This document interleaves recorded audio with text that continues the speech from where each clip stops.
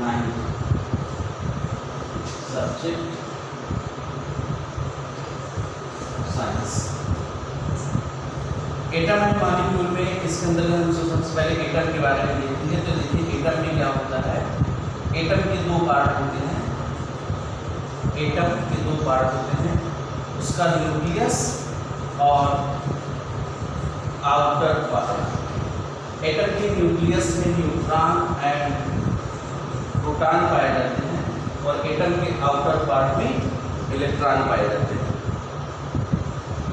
ये इलेक्ट्रॉन का डिस्ट्रीब्यूशन कह सकते हैं, जैसे किसी एटम का ये न्यूक्लियस है, इसमें न्यूट्रॉन और प्रोटॉन हो गए, इसके बाहर जो होते हैं वो इलेक्ट्रॉन पाए जाते हैं।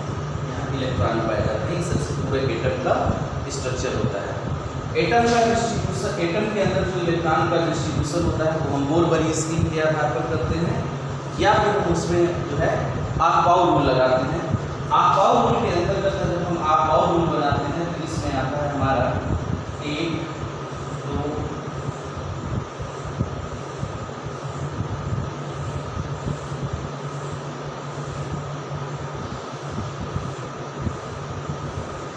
अगर हम लोग इतना लेकर चले केवल और इसके नीचे आएगा तो ये आपका 1s 2s 2p 3s 3p 3d 4s 4p 4d 4f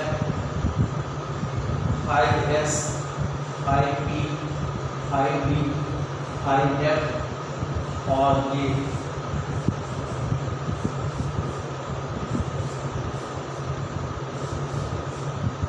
6s यहाँ पर आ जाएगा। और इसके आधार पर ये जो बनता है हमारा 1s फिर 2s फिर 2p फिर 3s फिर 3p फिर 4s फिर 4s 3d फिर 4p फिर 5s।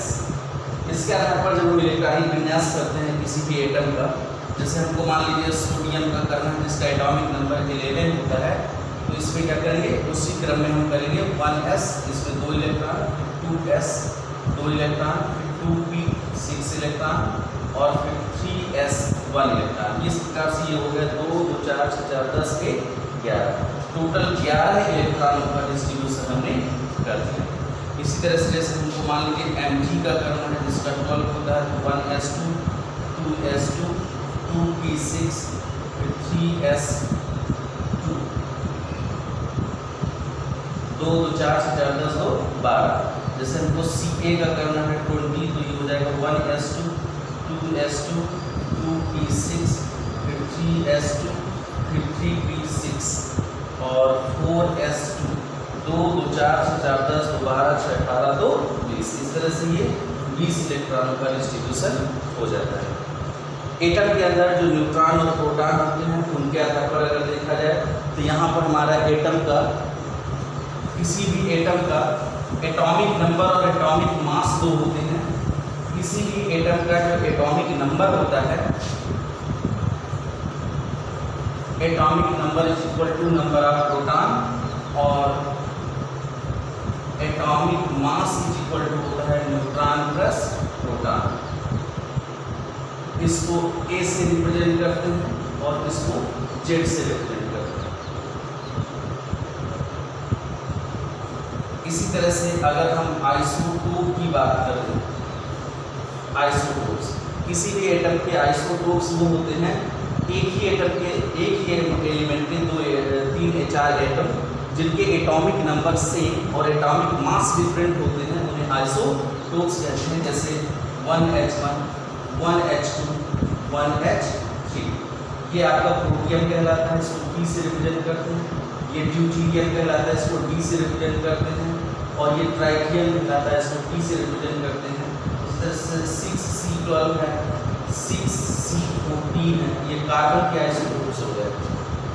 इसी तरह से हम आइसोबार्स भी पढ़ते हैं। आइसोबार में क्या होता है, डिफरेंट एटम होते हैं जिनके एटॉमिक मास सेम होते हैं और एटॉमिक नंबर डिफरेंट होते हैं। जैसे 19K40 20 Ca40, ये अलग अलग एटम है दोनों और इनके एटॉमिक नंबर डिफरेंट है, जबकि एटॉमिक मास यहाँ पर सेम है, तो ये होते हैं आइसोबार। इसके बाद अगर हम बैलेंसी की बात करते हैं तो बैलेंसी में हमारे पास ऑक्टेट रूल आता है। ऑक्टेट रूल जाने किसी भी एटम में ये टेंडेंसी होती है कि वो अपना ऑक्टेट कंप्लीट करना चाहता है। ऑक्टेट कंप्लीट करने के लिए उसको क्या चाहिए, ऑक्टेट कंप्लीट करने के लिए उसके आउटर मोस्ट ऑर्बिट में 8 इलेक्ट्रॉन होने चाहिए और इन 8 इलेक्ट्रॉनों के लिए वो क्या करता है, या तो किसी दूसरे एटम से इलेक्ट्रॉन लेता है या देता है या इलेक्ट्रॉनों को शेयर करता है। जैसे अगर हम यहाँ पर ऑक्सीजन और ऑक्सीजन की बात करें तो इसका भी एटॉमिक नंबर 8, इसका भी एटॉमिक नंबर 8 होगा और यहाँ पर आपको देखिए मिलने वाला है इसका 2626। इसको अपना ऑक्टेट कंप्लीट करने के लिए 2 इलेक्ट्रॉन की जरूरत है, इसे भी अपना ऑक्टेट कंप्लीट करने के लिए 2 इलेक्ट्रॉन की जरूरत है। इसलिए इन 2 इलेक्ट्रॉनों को ये क्या करेंगे, शेयर कराएंगे। तो ऑक्सीजन और ऑक्सीजन के बीच 2 इलेक्ट्रॉनों की शेयरिंग हो जाएगी और ये ऑक्सीजन मॉलिक्यूल बन जाएगा। 2 इलेक्ट्रॉन की शेयरिंग हुई, इसलिए O डबल बॉन्ड O बनेगा। इसी तरह से हम नाइट्रोजन की बात करते हैं। नाइट्रोजन की बात करेंगे तो नाइट्रोजन का 7 होता है, इसमें नाइट्रोजन का 7 होता है, 2 और 5 होगा, 2 और 5 होगा। इसको भी ऑक्टेट कंप्लीट करने के लिए 3 इलेक्ट्रॉन चाहिए, इसको भी ऑक्टेट कंप्लीट करने के लिए 3 इलेक्ट्रॉन चाहिए। तो इस तरह से 3 इलेक्ट्रॉनों की शेयरिंग करेंगे, 1 2 3 और ये दूसरा नाइट्रोजन 1 2 3, 2 इलेक्ट्रॉन इनके पास रहेंगे। इस तरह से ये बन गया, तो नाइट्रोजन डबल बॉन्ड नाइट्रोजन। इस तरह से इलेक्ट्रॉन की शेयरिंग से कोवैलेंट मॉलिक्यूल बनते हैं। और इसी तरह से अगर हम आगे बात करें तो हमें मिलेगा, जैसे इलेक्ट्रोवैलेंट बॉन्ड की बात हम करें, इलेक्ट्रोवैलेंट बॉन्ड की बात करें तो हमको वहाँ पर देखिए मिलता है जैसे NaCl, ये मेटल है और ये नॉन मेटल है। इस तरह से सोडियम में हो जाएगा 1 2 8 1 और हो जाएगा 8 7। इसको 8 इसको इसके आउटर मोस्ट ऑर्बिट में 1 इलेक्ट्रॉन है, इसके आउटर मोस्ट ऑर्बिट में 7 इलेक्ट्रॉन है। ये अपना 1 इलेक्ट्रॉन इसको दे देगा कि ये बन जाएगा Na+2 8, इसका भी ऑक्टेट कंप्लीट, ये बन जाएगा Cl- 2 8 8 बन जाएगा। और इस तरह से इसका भी ऑक्टेट कंप्लीट और इसका भी ऑक्टेट कंप्लीट हो जाएगा। तो Na+ Cl- और ये बना लेंगे NaCl। इसी तरह से नेक्स्ट एग्जांपल की अगर हम लोग बात करते हैं, जैसे Mg और O 282 और 2826, तो ये इसको 2 इलेक्ट्रॉन अपने इसको दे देगा, तो ये बन जाएगा Mg+2 और ये बन जाएगा O-। इस तरह से ये दोनों क्या बन जाएंगे, MgO, ये मॉलिक्यूल बन गया। इस तरह से मॉलिक्यूल बनते हैं। इसके बाद इनकी बैलेंसी के अकॉर्डिंग भी अगर हम मॉलिक्यूल बनाना चाहें तो मॉलिक्यूल जैसे बनते हैं, जैसे हमारे पास यानी है, इसकी बैलेंसी 1 हो गई और ऑक्सीजन है, इसकी बैलेंसी 2 हो गई, इसका मल्टीप्लाई है, इसका मल्टीप्लाई है, तो ये बन जाएगा Mg Na2O।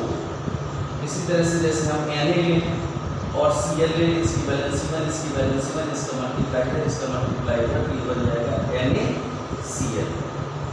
इसी तरह से जैसे MgCl ले लें, इसकी बैलेंसी 2 होगी, इसकी बैलेंसी 1 होगी, इसका मल्टीप्लाई है, इसका मल्टीप्लाई है, तो ये बन जाएगा MgCl। इस तरह से ये मॉलिक्यूल बनते हैं। किसी भी एटम की जैसे बैलेंसी क्लियर करना चाहें कि बैलेंसी कितनी होगी, तो बैलेंसी क्लियर करने के लिए हम यहीं से देखेंगे कि अगर किसी आउटर मोस्ट ऑर्बिट में 1 2 3 4 5 6 7 8 इलेक्ट्रॉन है, तो इसकी जो बैलेंसी होगी 1 होगी, इसकी 2 होगी, इसकी 3 होगी, इसकी 4 होगी, इसकी 3 होगी, इसकी 2 1 और 0, ये इनकी बैलेंसी हो जाएगी। जिनके आउटर मोस्ट ऑर्बिट में 1 इलेक्ट्रॉन है, जनरल उसकी बैलेंसी 1 होती है। जिनके आउटर मोस्ट ऑर्बिट में 2 इलेक्ट्रॉन होते हैं, उनकी बैलेंसी जनरल 2 होती है। जिनके आउटर मोस्ट ऑर्बिट में 3 इलेक्ट्रॉन होते हैं, उनकी बैलेंसी 3 होती है।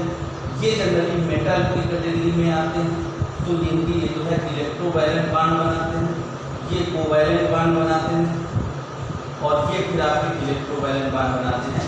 ये जनरली नॉन मेटल में आते हैं, तो इलेक्ट्रोवैलेंट बॉन्ड बनाते हैं। ये मेटल और नॉन मेटल जब मिलते हैं तो इलेक्ट्रोवैलेंट बॉन्ड बनता है, और जब ये मिलते हैं तो कोवैलेंट बॉन्ड बनता है। इस तरह से नॉन मेटल मिलकर के कोवैलेंट बॉन्ड बनाते हैं, मेटल और नॉन मेटल मिलकर के इलेक्ट्रोवैलेंट बॉन्ड बनाते हैं। हम मेटल और नॉन मेटल को कैसे पहचानेंगे, तो ये ध्यान रखना है, इनके आउटर मोस्ट ऑर्बिट में जनरली 1 to 3 इलेक्ट्रॉन होते हैं, वो मेटल की कैटेगरी में जाते हैं, और जिनके आउटर मोस्ट ऑर्बिट में आपके 5 से 7 इलेक्ट्रॉन होते हैं, वो जनरली नॉन मेटल की कैटेगरी में जाते हैं। और ये 0 ग्रुप एलिमेंट होते हैं, 0 ग्रुप एलिमेंट होते हैं, इनके आउटर मोस्ट ऑर्बिट में हीलियम को छोड़ करके सभी के आउटर मोस्ट ऑर्बिट में 8 इलेक्ट्रॉन होते हैं, और इनका ऑक्टेट कंप्लीट होता है, इनका ऑक्टेट कंप्लीट होता है। ऑक्टेट कंप्लीट होने के कारण ये जो है इनर्ट एलिमेंट या नोबल एलिमेंट कहलाते हैं, नोबल एलिमेंट कहलाते हैं। और ये इनर्ट होते हैं, किसी से रिएक्शन करते नहीं हैं, किसी से बॉन्ड बनाते नहीं हैं, और इनके मॉलिक्यूल नहीं होते हैं। ये आपके सीधे सीधे मोनो एटॉमिक गैस के रूप में पाए जाते हैं।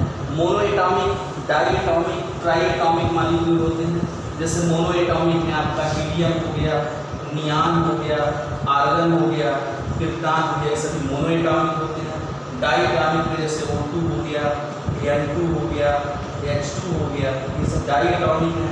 ट्राई एटॉमिक में SO2 हो गया, CO2 हो गया, H2 आपका, ये सभी आपके डाई एटॉमिक में चले गए।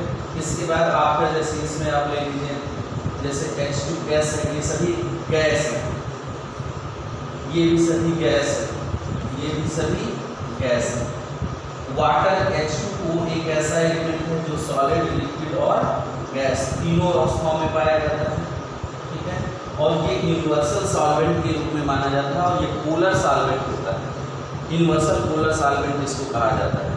ये पोलर मॉलिक्यूल के रूप में आता है। पोलर और नॉन पोलर की अगर हम बात करें तो जैसे HCl की अगर हम लोग बात करते हैं तो H पर +1 चार्ज होता है, Cl पर -1 चार्ज होता है।